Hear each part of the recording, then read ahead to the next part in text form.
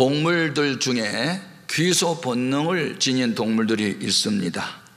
자기가 태어나서 자란 곳으로 다시 되돌아오는 꿀벌, 개미, 비둘기, 제비, 그리고 연어 등은 자기가 태어난 곳으로 다시 돌아옵니다. 이런 귀소 본능을 가진 동물들만 있는 건 아니고 사람도 귀소 본능이 있습니다. 우리 인간은 하나님이 창조하셨습니다.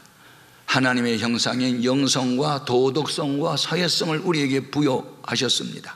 영성이란 영이신 하나님과 교제하고 살도록 지었습니다. 그래서 개나 침팬지나 고릴라나 아큐가 있긴 해도 그들 속에는 영이 없기 때문에 하나님하고 교제를 할 수 없습니다. 계시도 없고요. 영혼을 사모하는 마음은 인간에게만 있습니다. 이유, 인간은 영적 존재이기 때문에. 짐승에게 없는 도덕성을 인간에게 부여했습니다. 양심을 바탕으로 죄를 지으면 양심의 가책을 느끼고 불안하고 부끄럽고 두렵습니다. 짐승은 죄를 범하고 가슴치고 회개한 일이 없어도 인간만이 양심의 가책을 받고 회개하게 되니, 그리고 진실과 선함과 아름다움을 추구하는 것, 악을 용납하지 않는 것, 그것은 도덕적 존재이기 때문에 그렇습니다. 세 번째, 인간은 사회적 존재이기 때문에 혼자 살 수 없습니다.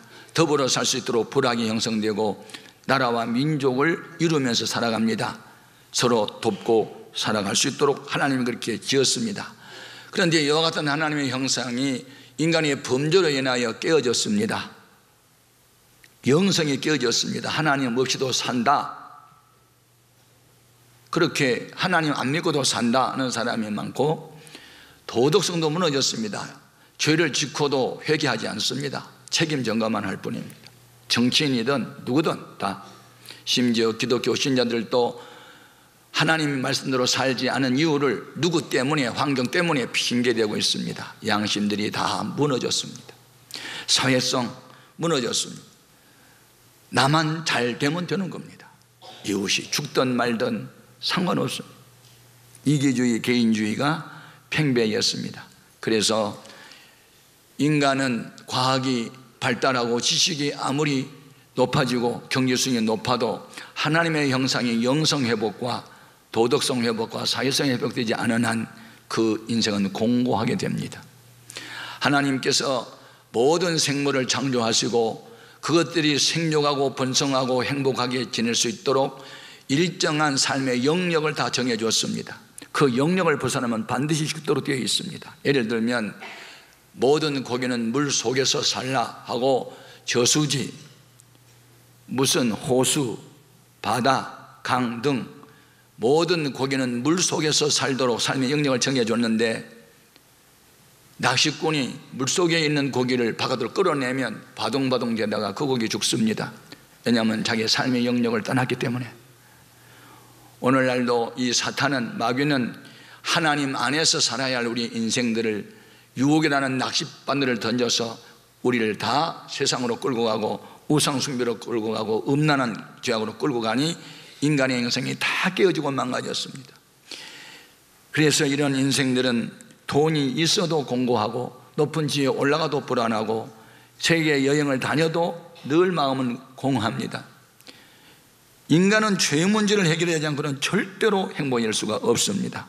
오늘 본문 말씀의 내용은 이렇게 처절하게 범죄로 망가진 인생들이 어떻게 구원을 받을 수 있는가 한 비유로 가르쳐 주셨으니, 어느 큰 부자 아버지가 있었고 두 아들이 있었는데, 둘째 아들이 아직 유산을 분배받을 때가 아닌데도 미리 줄 것 미리 주세요, 언젠가는 줄 것 미리 주세요, 이렇게 간청을 해서 아버지의 자산 중에 둘째 아들에게 돌아올 유산을 미리 달라고 간청하니 아버지가 줬습니다.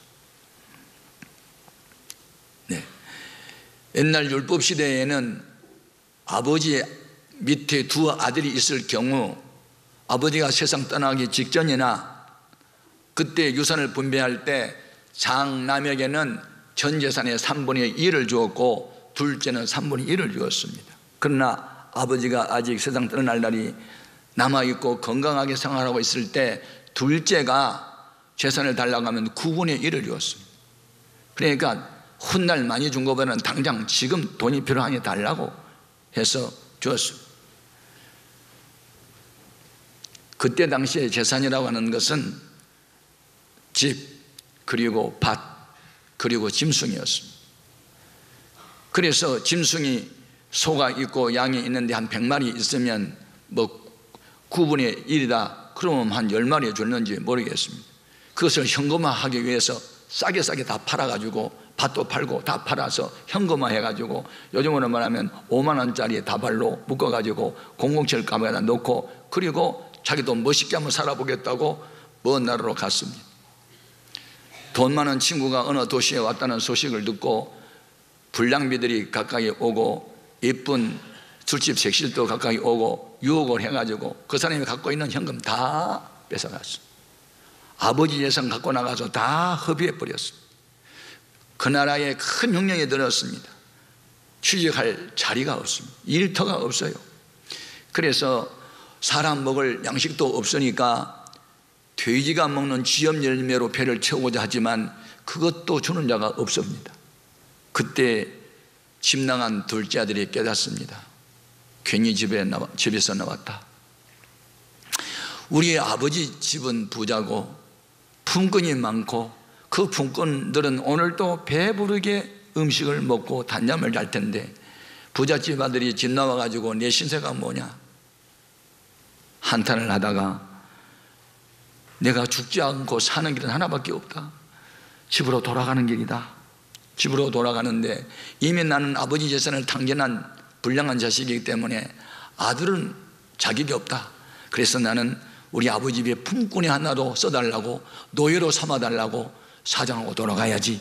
그런 마음을 가지고 아버지가 돌아오니까 이 아버지가 이 아들을 노예로 받아준 것이 아니고 아들로 받아주면서 전에 없던 엄청난 은혜를 쏟아부어 주었습니다. 여기서 비유에서 나오는 아버지는 하나님을 의미하고 아버지 집을 떠난 둘째 아들은 하나님을 떠나 사는 죄인들을 의미합니다. 하나님을 떠난 인생들이 실패와 낭패를 당하고 깨닫고 하나님께 돌아오기만 하면 하나님은 그들에게 한없는 자비와 긍휼을 베푸시고 상상을 초월한 은혜를 주신다는 것을 이 탕자의 비유를 통해서 가르쳐주고 있는 것입니다. 이 비유의 말씀을 통해서 하나님이 우리에게 준 세 가지 교훈이 있는데 첫 번째 교훈은 인간의 불행의 근본 원인은 하나님을 떠나 사는 데 있다는 겁니다. 물 떠난 고기 사는 법 없듯이 하나님의 말씀을 떠난 인생은 공고하게 살다가 죽는 것입니다. 우리 인생들이 살아야 할 삶의 영역은 하나님의 말씀입니다. 진리입니다. 거기서 벗어나면 물 떠난 고기처럼 되는 것이죠. 하나님의 말씀은 그게 두 가지입니다. 복받기 위해서 이러이러한 행하라. 부모 공경하고 주의를 잘 지키고 11조 바치고 전도하고 선을 행하고 긍정명령과 우상숭배하지 말고 살인, 간음, 도둑질하지 말고 부정명령 두 가지밖에 없습니다. 하지 말라는 일을 하면 죄를 짓는 거고 하라는 것을 안 한 것도 죄를 짓는 거고 범죄의 결과는 인간은 사망에 처하게 되는 겁니다. 여기서 말하는 사망은 분리된 상태입니다. 죽음이라는 것은 끝이 아니고 분리된 상태, 영혼과 육체가 분리된 것은 육체적 죽음, 하나님과 분리된 영혼은 영적 죽음, 지옥은 하나님이 통치가 없는 영원한 죽음입니다. 오늘 우리는 살기 위해서 집 나간 아들 되지 말고 집 안에 있어야 될 줄로 믿습니다. 여기서 말하는 집은 곧 성경 말씀이고 예수님이고 믿음입니다. 어느 영역을 벗어나면 아니 되는 것이죠. 처음부터 하나님을 알고 예수 믿는 사람은 별로 없습니다. 우리나라는 신제시대부터 계속 이어오는 불교 문화가 있었고 조선시대에 유교 문화가 들어오고 이런 민족에 계속 그런 곳에 붙들려 있다가 131년 전에 이 땅에 복음이 들어오면서부터 전체 국민의 거의 4분의 1 정도가 지금 크리스찬이 되면서 대한민국은 이제 눈을 뜨게 됐고 세계 만 열광 중에서 우뚝 솟아오르는 떠오르는 태양 같은 그런 나라가 된 것입니다. 이 둘째 아들이 불행의 원인이 어디 있습니까? 아버지 집을 떠남이 있습니다. 여기에서 그는 먼 나라에 갔다고 그랬거든요. 여기서 말하는 먼 나라는 거리상으로 먼 나라가 아니에요. 하나님이 없는 나라를 먼 나라로 말했어요. 하나님을 믿지 않는 어떤 사회 공동체 한 지역에 갔다 그 말입니다. 오늘날 여러분 교회에 앉아 있어도 여러분 마음이 하나님을 떠나 있으면 여러분 지금 먼 나라에 와 있는 겁니다. 지척천리란 말 들어보셨습니까? 거리로는 한자밖에 안 되냐, 마음은 천리라고. 먼 나라는 하나님을 떠난 사람의 세상을 먼 나라라 그랬어요. 거기 가서는 죄를 범하다 보니 양심의 가책도 이제 사라졌고 무뎌졌습니다. 여러분 작은 죄라도 자꾸 범하게 되면 나중에는 가책도 없어져요. 그래서 감각이 없는 사람을 죽었다 그러잖아요. 양심의 가책을 못 느껴요. 죽은 거예요. 성경이 말하고 있어요. 에베소서 4장 18절 이와 같이요. 그들의 총명이 어두워지고 그들 가운데 있는 무지함과 그들의 마음이 굳어짐으로 말미암아 하나님의 생명에서 떠나 있도다. 그들이 감각 없는 자가 돼서 자신을 방탕에 방임하여 모든 더러운 것을 욕심으로 행하되, 기독교인이 기독교인답게 살지 못하면서도 감각이 없어요. 죽어 있는 거예요. 집낭한 아들이 둘째만 있는 게 아니고 집 안에 있는 탕자도 있어요. 아버지 마음을 이해하지 않고 아버지가 원하는 것을 아버지가 하는 일에 제동이나 걸고 불만이나 품고, 어떻게 아버지 재산 다 없애버린 아들이 돌아오니 그걸 환영합니까? 나하고 한 번 식사한 일도 없으면서 불만이나 하는 이 집안에 있는 탕자, 아버지 마음을 이해하지 못한 탕자, 다 회개해야 할 대상들임을 우리에게 가르쳐주고 있습니다. 여러분, 하나님을 떠나는 것이 불행의 원인을 꼭 기억해야 합니다. 하나님을 떠난 사람들을 주 앞에 돌아오게 하는 것은 죽은 사람을 살리는 일입니다. 하나님을 떠난 결과는 어떻게 됐을까요? 시편 107편 10절 이하입니다. 같이 읽겠습니다. 사람이 흑암과 사망의 그늘에 앉으며 공고와 쇠사슬에 매임은 하나님의 말씀을 거역하며 지존자의 뜻을 멸시함이라. 그러므로 그가 고통을 주어, 그가 누굽니까? 하나님이 고통을 주고 누구한테? 하나님 말씀을 순종하지 않는 사람에게 고통을 주어 그들의 마음을 겸손하게 하셨으니 그 다음에 그들이 엎드려져도 돕는 자가 없었도다. 돼지 우리간에서 쥐업 열매를 먹고 노숙자가 되어버려 있는 이 탕자를 돕는 자가 없는 것처럼 하나님을 떠난 인생은 비참하게 된다는 거죠. 어떻게 해야 이런 비참한 인생의 구원을 얻을 수 있습니까? 두 번째 교훈이 있습니다. 구원을 받으려면 아버지 집으로 돌아와야 합니다. 이것을 회개라고 합니다. 회개. 회개는 자기 스스로의 잘못을 깨닫는 겁니다. 깨닫고만 앉아있으면 회개 아닙니다. 일어나서 아버지로 돌아와야 합니다. 행동으로 보여지는 것만 회개입니다. 일어나야 하고 집으로 돌아와야 하는 것이지, 돼지 우리간에 앉아서 교회 나왔네, 교회 나왔네, 교회 나왔네 탄식만 하고 있는 것이 회개입니까? 돌아와야 됩니다. 돌아와야 됩니다. 여기에서 회개는 누가 회개하라고 해서 회개한 게 아니고 스스로 하세요. 스스로. 17절 말씀을 보겠습니다. 17절 또 이에 스스로 돌이켜 이르되 내 아버지에게는 양식이 풍족한 품꾼이 얼마나 많은가, 나는 여기서 줄여 죽는구나. 스스로 깨달아야 돼. 목사가 회개하라고 해서 회개를 하지 않아요. 오히려 회개하라면요 시험만 들고 상처만 받았다고 그래요. 왕창 망해가지고 인간의 한계성에 들어가서 스스로 깨달을 때 회개하는 거예요. 그리고 진정한 회개는 겸손한 태도를 보이는 거예요. 아버지한테 재산 달라고 할 때는 당당하게 권리를 주장하면서 주세요. 법적으로 주도록 되어 있지 않습니까? 아버지 재산 시당 떠날 때 분배하도록 되어 있으니까 주세요. 권리 주장했던 아들이 회개하고 돌아올 때는 권리 주장 다 포기하고, 나 아들 자격 없거든요, 노예로 좀 써주실래요? 나 노예 할게요. 이게 회개한 거예요. 아멘입니까? 교회에서 권리 주장하고 큰소리 치지 말고 해야 할 의문을 똑바로 할 때 그런 사람은 회개하는 사람이고, 그런 사람이 은혜 위에 은혜를 주실 줄로 믿습니다. 그가 일어나서 돌아왔다니까요. 행동으로 보였어요. 이 두 가지 동사를 기억하십시오. 일어났다, 그리고 돌아왔다. 움직이란 말이 행동으로 보이는 것만이 진정한 회개인 줄 믿습니다. 입으로만 주여 하지 말고 삶을 통해서 변화된 모습을 보이는 거, 회개입니다. 19절 20절 같이 보겠습니다. 지금부터는 아버지의 아들이라 일컬음을 감당하지 못하겠나이다. 나를 품꾼의 안으로 보소서 하리라 하고 이에 일어나서 아버지께로 돌아가니라. 아멘.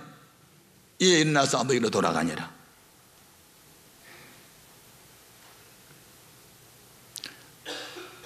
아들이 아니고 노예가 되겠다는 거예요. 품꾼이 되겠다는 거예요. 종이 시킨 대로 하겠다는 거 아니에요?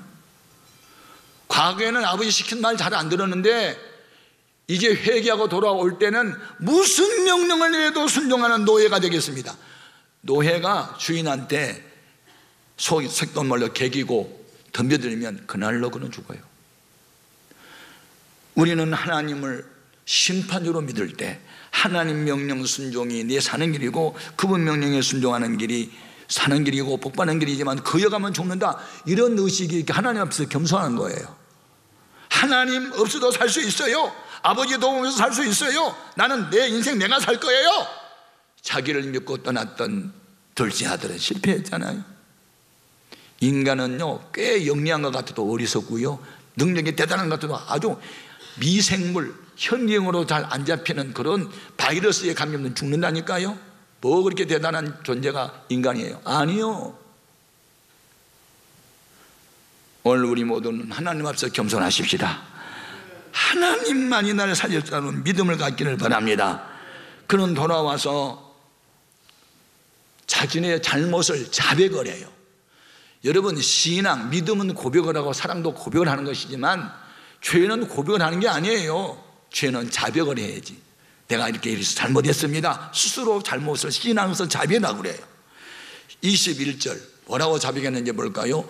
아들이 이르되 아버지, 내가 하늘과 아버지께 죄를 지었사오니 지금은 너는 아버지의 아들이라 일컬음을 감당하지 못하겠나이다 하나. 보십시오. 예. 자기는 아들 노릇을 못했다는 걸 시인해요. 자기가 잘못된 것을 시인하잖아요.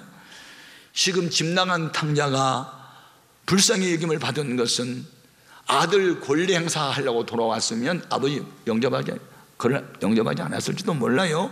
그런데 그 아버지 앞에서 자기는 아버지라고 부를 수도 없다고, 자식 노는 아니라고, 난 노예가 되겠다고 이렇게 중심으로 회개한 걸 보고 하나님은 그에게 큰 은혜를 주신 줄로 믿습니다. 그 아버지가 그를 받아주잖아요.